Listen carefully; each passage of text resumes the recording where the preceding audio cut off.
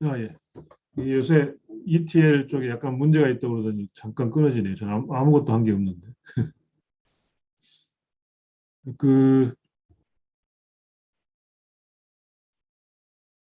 치아가 있는 자리에 이렇게 뼈가 알베올로본이 남아 있고 발치가 되면 없어진다 하는 것을 이제 펑셔널 스트레스로 설명을 하는 사람들이 있거든요. 펑셔널 스트레스가 계속 작용을 하니까 뼈가 그대로 남아 있다. 그러면 없던 자리에 임플란트를 씌우면 다시 펑셔널 스트레스가 가해지면 원래대로 조금이라도 올라와야 되지 않을까요? 근데 그렇지 않거든요. 그런 부분도 조금 이해가 되지 않는 부분. 교수님 화면 공유가 안 되어 있습니다. 화면 공유 다시 나가야 되겠네요. 네. 먹통이 돼버렸네.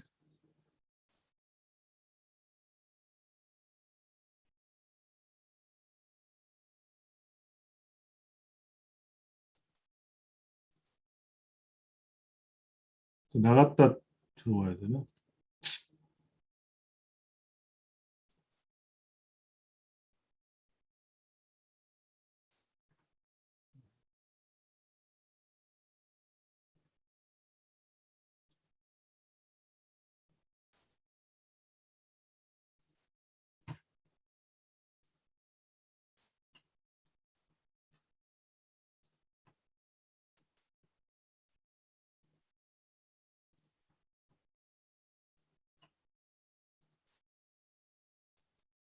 이제 보이시나요?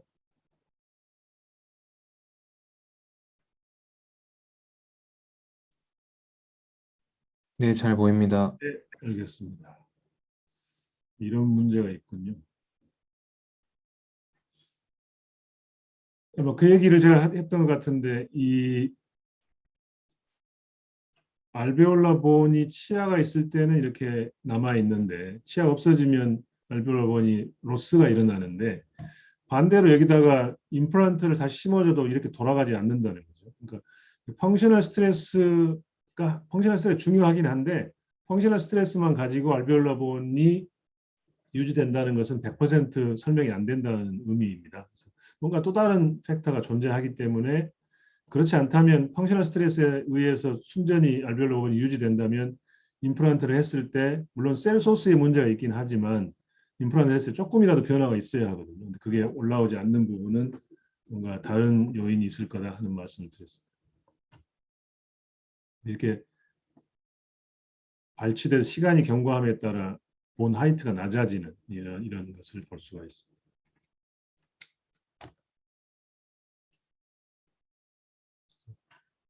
이거는 이제 은퇴하신 고재승 교수님께서 만드신 슬라이드인데 이렇게 그 여러 가지 형태로 상악골에 있는 전치부 뼈 형태를 이렇게 구분하는 게 이제 나중에 임플란트 식립하는 그런 쪽에 관계된 건데 저희는 오늘은 그냥 가볍게 지나가고 다음에 이거 공부하실 기회가 많이 있을 겁니다. 이렇게 형태가 다 다르다는 거죠.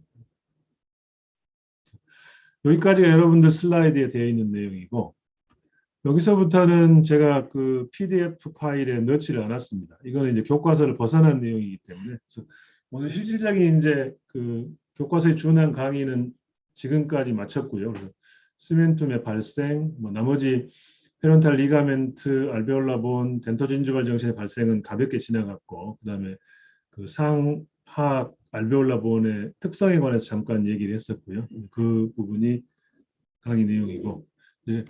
실제로 지금 시멘툼, 페리오돈티움, 특히 시멘툼을 리제너레이션 하기 위한 시도들이 어떻게 이루어지고 있는지 히스토리컬한 백그라운드부터 잠깐 설명을 드리고 제가 뭘 하고 있는지 하는 내용도 잠깐 말씀드리도록 하겠습니다. 결국 시멘툼, 페리온탈 리가멘트, 알베올라 본, 진지바인데 다 중요하지만 중요하지 않는 순서로 하면 진지바 쪽은 별로 문제가 안 돼. 알베올라 본도 가능한데 이 두 가지가 묶여서 결국은 페리온탈 리가멘트가 배열이 잘 돼야 하는데 시멘툼을 재생하지 못한다 하는 말씀을 드렸었죠. 현재 지금 전 세계적으로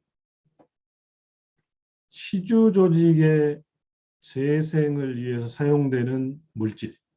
우리가 물질이라 하면 우리 치과에서 쓰는 게 지금 대부분이 물질이 의료기기로 판정된 게 많고요. 물론 이제 그 의학의약품 같은 것도 있죠. 요즘에 그 음, 인사돌 같은 것도 예전에 의약품이었다가 의약외품으로 분류되고 있는데 의약외품도 있겠고 또 그런 것을 말하는 건데 이제 의료기기 이상으로 어떻게 보면 약품에 준하는 그런 물질로 치주질환의 치료를 위해 사용되었던 최초의 물질이 엠도게인. 이게 에나멜 매트릭스 데리버티브인데요. 이 엠도게인이라는 물질이 1995년에 나왔는데 이 1995년에 유럽 치아 발생 학회에 예전에 제가 잠깐 말씀드렸는데 유럽 치아 발생 학회에 저처럼 치아 발생학을 연구하는 그룹에서 나온 이론을 바탕으로 스트라우만이라는 곳에서 만든 물질이 엠도게인, 돼지의 에나멜 프로틴인데요. 뽑아서 생산한 게 상품명이 엠도게인입니다. 95년부터 지금까지 쓰고 있습니다. 최초의 지금 의료기기로 판정받은 건데 치주질환 치료, 치주조직을 재생하는 생물학적인 물질, 재료 무기물질 이런 재료 말고 생물학적인 물질. 뒤에 이제 BMP도 나오고 하긴 했지만 BMP는 근데 타깃이 시멘툼이 아니고 본 쪽에 연관되게 좀 다르죠. 처음에는 치주조직의 그 재생에 중요한 이 엠도게인 95년도에 나왔는데 엠도게인이 잘 듣는다. 치아를 발치했다가 리플란테이션 하거나 옮겨 심는 트랜스플란테이션 또 어벌전된 치아를 잘 듣는다. 그러다가 나중에 그런 것은 아닌 것 같고 알베올라 본 형성에 잘 되는 것 같다. PD 어태치먼트에 잘 되는 것 같다 하다가 지금은 이것도 저것도 아닌 것 같다 하는 이야기들이 흘러나오고 있습니다. 여기도 보시면 이 유명한 치주학자인데요. 베른 대학에 있는 사람이 2008년도에 10년 이상 많은 사람들이 50개국 이상에서 이 엠도게인이라는 물질을 쓰고 있는데 이 엠도게인을 쓰는 것이 그 페론탈 인프라보니 퍼케이션 디펙을 임프루브 하는 것에 대해서 에비던스가 부족하다. 스틸 미싱이다. 예, 하는 얘기를 했었고요. 이렇게 된 책임이 저희 같은 치아 발생하는 연구자들, 아까 그 유럽 그룹에 있었습니다. 이거는 이제 우리들의 잘못이라고 볼 수도 있고 과학적인 한계라고 볼 수도 있는데 이 엠도게인이 탄생하게 된 배경이 뭐냐면요. 여기가 덴틴입니다. 이게 시멘토입니다. 이게 덴틴의 톰스 그라뉼라 레이입니다. 근데 치아를 연마를 해가지고 연마 표본을 만들면 이렇게 시멘트 사이트도 보이겠죠. 톰스 그라뉼라 레이도 보이죠. 덴틴하고 시멘툼 사이에 독립된 하나의 층이 있더라. 이 층을 뭐라고 불렀냐면 하이알라인 레이어와 인터미디에이트 시멘툼이라고 불렀습니다. 이 하이알라인 레이어, 인터미디에이트 시멘툼이 30년 전 구강조리학 교과서에 실려 있었습니다. 그런데 과학이 발달해가지고 이 사포나 이런 것에 그라인딩하는 시스템이 아니라 실제로 아주 얇게 여기를 연마를 해보니까 2층은 존재하지 않았습니다. 그런데 표본 제작이 미숙할 때, 과학이 발달하지 않았을 때, 방법이 발달하지 않았을 때 있는 것처럼 보였던 거죠. 그 학자들이 뭐라고 했냐면 야, 펄스가 있어야 되는 자리에 에나멜 비슷한 뭐 층이 하나 있더라. 얘가 여기 있다는 거는 얘가 이쪽에도 영향을 주고 이쪽에도 영향을 줄 것 같다. 그러니까 이 펄스가 에나멜 비슷한 것을 만들어냈고 그 층이 계속 존재해서 역할을 하고 있으니 이것을 우리가 이 물질을 이 조직이 없어졌을 때 쓰면은 잘 듣겠다 하는 설명을 한 겁니다. 그러니까 그 말을 듣고 회사에서 그거 에나멜을 만들었네. 에나멜이 단백질의 역할을 기대하려면 에나멜이 석회하기 되기 전에 물질을 가지고 만들면 되겠네 해서 만든 게 치아가 큰 돼지의 에나멜이 매추레이션 되기 전에 말랑말랑할 때 단백질만 뽑아가지고 그대로 갈아서 만든 게 엠도게인입니다. 돼지 에나멜 단백질이에요. 그대로. 나중에 분석해 보니까 그게 대부분 에나멜 프로틴인 에나멜린이 들어있었던 거죠. 그러니까 출발 자체가 잘못된 물질입니다. 출발 자체가 잘못된 물질임에도 불구하고 지금도 쓰고 있습니다. 왜? 대체물이 없으니까. 이렇게 치주재생, 조직 재생에 잘 듣는다, 그거 아니야. 리플란테이션 할 때 PDL 어태치먼트에 중요한 영향을 미치는 것 같다. 그거 아니야. 근데 알베올라 본은 잘 만들어진다. 그것도 아니야. 그랬는데도 불구하고 쓰고 있다. 대체 물질이 없어서. 그래서 아까 그 포브스에서 진화가 이루어지지 않았다 하는 얘기가 이런 데서 나오는 기인한 것일 수도 있는 거죠.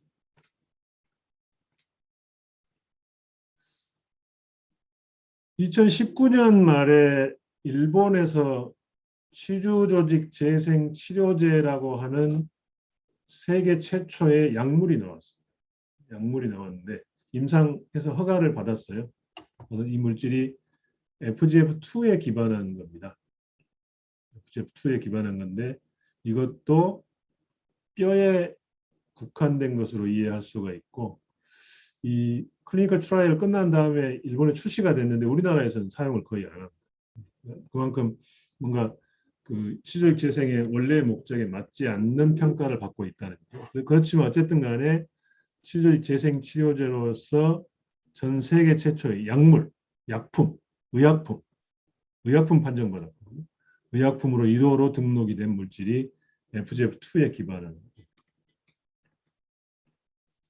최근에 이제 시멘툼 관계에서는 그 시멘툼의 리제너레이션은 못 하고 있는데 이 알칼라인 그 포스파테이스, 파이로포스파테이스를 가지고 아까 그 저쪽 시애틀에 있는 그룹이 활발하게 연구를 하고 있는데요. 이거는 이제 시멘툼의 재생이라기보다는 그 석회화 과정을 설명하는 것들이 이 ENPP, 그래서 액토뉴클레오타이드 파이로포스파테이스, 포스포디에스테레이스 이런 물질을 가지고 연구를 하고 있다는 걸 잠깐 소개를 드리고 싶고요.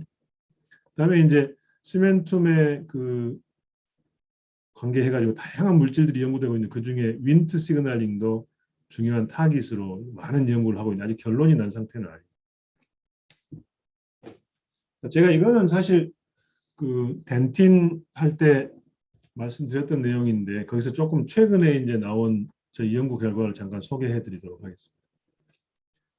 잘 아시는 대로 이 덴틴이 만들어질 때 오돈토블라스트가 분화할 때 아멜로블라스트가 될 이 세포가 숏 컬룸나한 인너덴탈 에피텔리움이 톨 컬룸나한 인너덴탈 에피텔리움, 즉 프리아멜로블라스트가 되면서 아래쪽에 뭔가를 분비해가지고 이때 이제 베이스먼트 멤브레인 럽처가 되거든요. 여기에 이 세포가 이 오돈토블라스트 분화 덴틴을 만든다 하는 게 정설로 받아들여져 있고요. 아까 제가 시멘토제니스 과정에 설명드린 것처럼 시멘툼도 역시 또 조금 더 넓히면 페리온탈 리가멘트도 역시 이 헐스셀의 영향을 받게 된다는 거죠. 결국은 이 헐스셀이나 이거는 같은 거잖아요. 같은 거라고 볼 수 있는.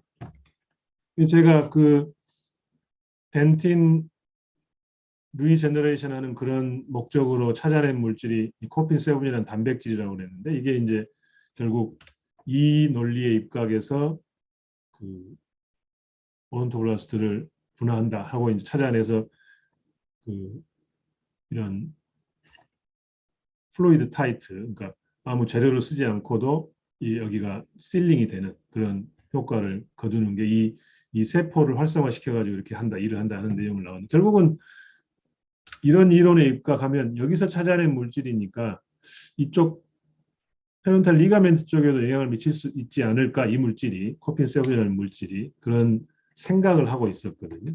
그러던 차에 이 부분은 저희가 처음 한 것은 아닙니다. 그 일본의 그 고모리 교수란 분인데 예전에 그 뼈에 렁스2 CBFA1이라고 하는데 그 뼈의 마스터마인드 유전자라고 하는 렁스2를 발견했던 사람인데 그분이 그 타우 단백질이 이 상아질에 상아질에 있다는 것을 2013년 무렵에 리포트를 했거든요. 근데 그게 무슨 기능을 한다는 얘기는 하지는 못했습니다. 근데 이제 2019년도에 아까 제가 그 도그마 얘기를 했는데 타우 도그마가 바뀌어 버렸어요. 타우라는 단백질 들어보셨나요? 맵타우라고 합니다. 맵타우. 타우 단백질이 어디서 나오죠? 알츠하이머 디시즈에 나옵니다.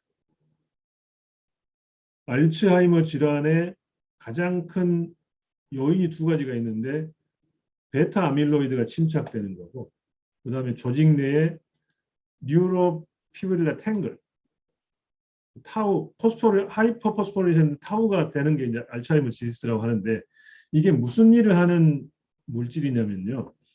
너브 파이버가 일롱게이션 될 때 이 마이크로 튜블이 쭉 연결되어 있는데 이 마이크로 튜블을 연결시켜주는 역할을 하는 게 타우 단백질입니다. 이 타우 단백질이 덴틴에 있다는 것을 그 거머리 교수가 발견을 했고요. 그러던 차에 타우 단백질의 역할, 도그마에 대한 내용이 2019년도에 바뀌었습니다. 여기에 It's not what you think라고 되어 있는데 타우 단백질의 기능이 지금까지 당신이 생각했던 것하고 다르다 하는 내용으로 바뀐 겁니다. 무슨 얘기냐면 예전에는 2019년 이전에는 타우 단백질이 있으면 마이크로 튜브를 스테빌라이제이션 하는 쪽에 기능을 한다. 마이크로 튜브를 안정화되게 하는 기능을 한다고 알려져 있어서 요 타우 단백질이 밖으로 빠져나가서 아까 알츠하이머 질환이 되면 이 마이크로 튜브를 안정화가 되지 않으니까 서로 얽혀가지고 뉴로피브릴라 탱글이 생겨난다. 이렇게 얘기를 했거든요. 근데 이 도그마가 바뀌어가지고 그게 아니고 타우는 마이크로 튜브를 길게 자라나게 하는 혹은 다른 마이크로 튜브하고 결합하게 하는 이 그로잉 엔드 레이바일 도메인으로 되어 있는데 레이바일 도메인에 타우가 많이 발현한다. 스테빌라이제이션하고 관계가 없다.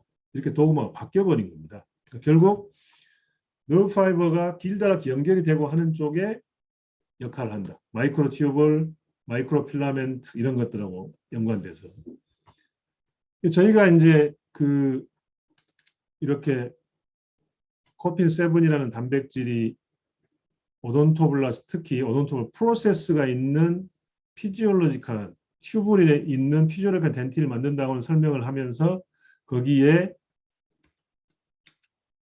이 타우 단백질이 역시 마찬가지로 오돈토블라스 프로세스에서 이걸 그 저희 대학원생인 백성봉 선생이 여기 그 이뮤노플로레센스를 찍은 다음에 이마리스라는 프로그램 3차원 영상화를 한 건데요. 이 그린 컬러로 보이는 게 타우 단백질이에요. 오돈토블라스 프로세스를 구성하는 마이크로 튜브를 마이크로 필라멘트 연관해서 결합시켜주는 그러니까 이쪽을 길게 자라게 하는 부분에 타우가 중요한 역할을 한다는 겁니다. 이게 이제 저희가 타우 단백질이 덴틴에 있다는 건 밝혀냈지만 실제로 이런 일을 한다는 걸 저희가 처음으로 이제 밝혀냈죠. 보고를 했습니다. 타우 단백질이 오돈토블라스 프로세스에 그 중요한 역할을 한다. 여기서 우리가 이제 생각을 해본 게 이쪽에 에피데리얼 메센키멀 인터랙션하고 이쪽에 에피데리얼 메센키멀 인터랙션하고 똑같을 것 같은 생각 첫 번째. 두 번째. 이렇게 오돈토블라스 프로세스를 길어지게 하는데 타우가 중요한 역할, 그 타우를 코핀이 조절했다면 이 코핀이 페리온탈 리가멘트가 얼라인먼트 하는 데는 혹시 영향을 미치지 않을까 하는 생각을 하게 된 겁니다. 그래서 이렇게 양쪽에 자라나가지고 서로 결합하고 이런 기능을 해야 되는 것에 타우가 관계하지 않을까 하는 생각을 해서 확인을 해봤더니 놀랍게도 페리온탈 리가멘트 파이버가 얼라인먼트 하는데 타우 단백질이 깊은 관련을 맺고 있다는 걸 저희가 처음으로 찾아냈습니다. 이거는 지금 이제 그 치과계 99개 잡지 중에 1등이라고 하던데 거기 잡지에 엊그저께 서브미션 했습니다. 처음 찾아낸 건데 이게 PDL 얼라인먼트를 잘하게 할 수도 있겠구나 하는 것을 알게. 이건 좀 출판이 안 된 데이터라서 제가 지금 여러분 그 PDF에 못 붙였거든요. 그래서 이 PDL 파이브로블라스트를 배양한 다음에 여기다가 코핀7을 트리트먼트하면 세포들이 일렬로 배열되는 이런 소견을 볼 수 있습니다. 이 비디오인데 이거는 컨트롤이에요. PDL 파이브로블라스트가 그냥 지멋대로 있잖아요.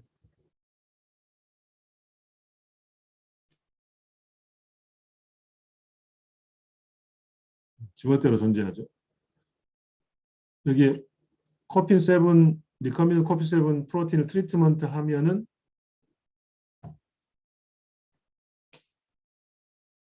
PDL 파이브로블라스트들이 일렬로 붙습니다.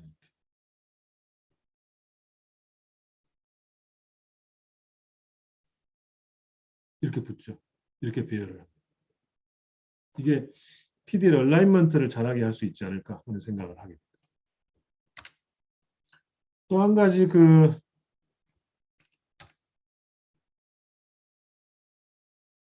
그래서 이제 이게 CAP라는 물질인데요.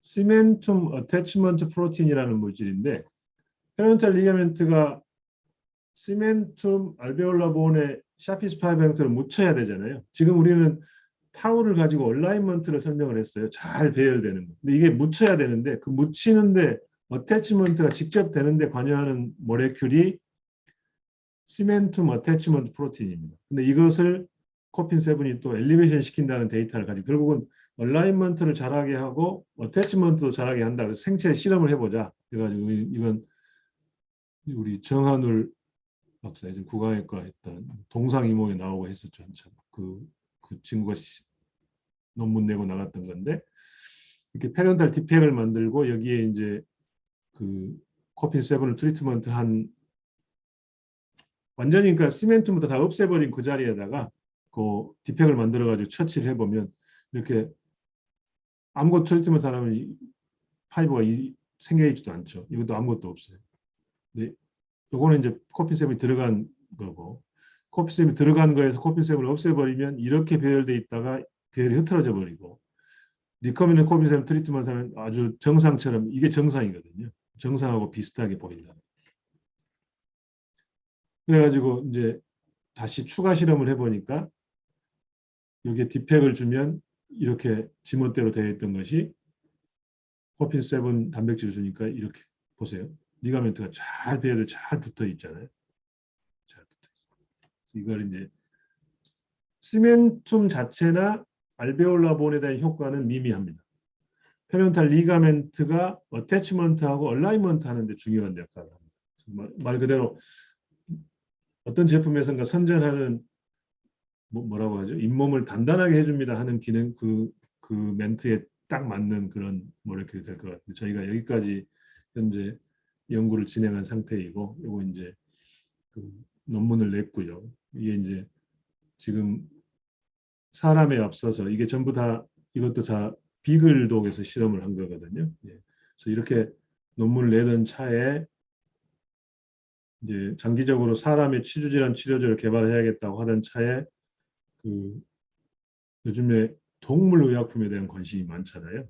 그래서 동물의약품 세계적으로 동물의약품의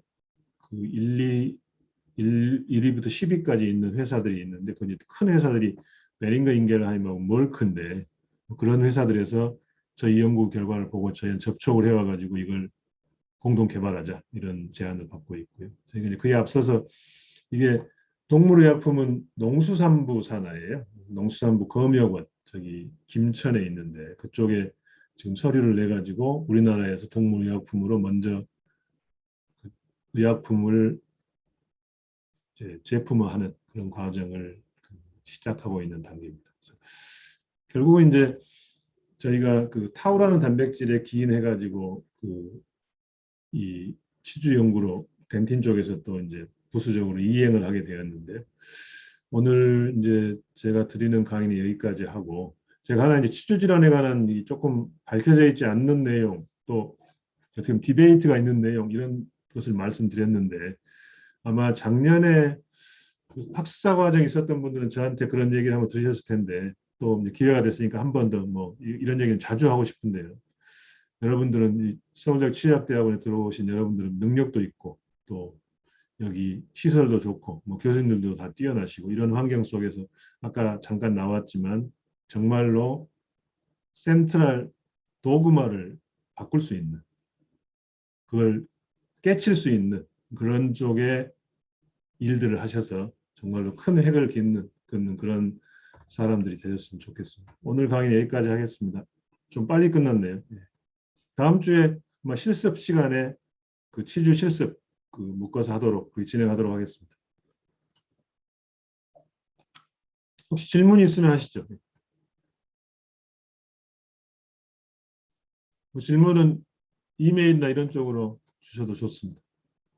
직접 육성으로 질문하는 것도 좋은데 질문 없으신가요? 네, 여기까지 하겠습니다. 감사합니다.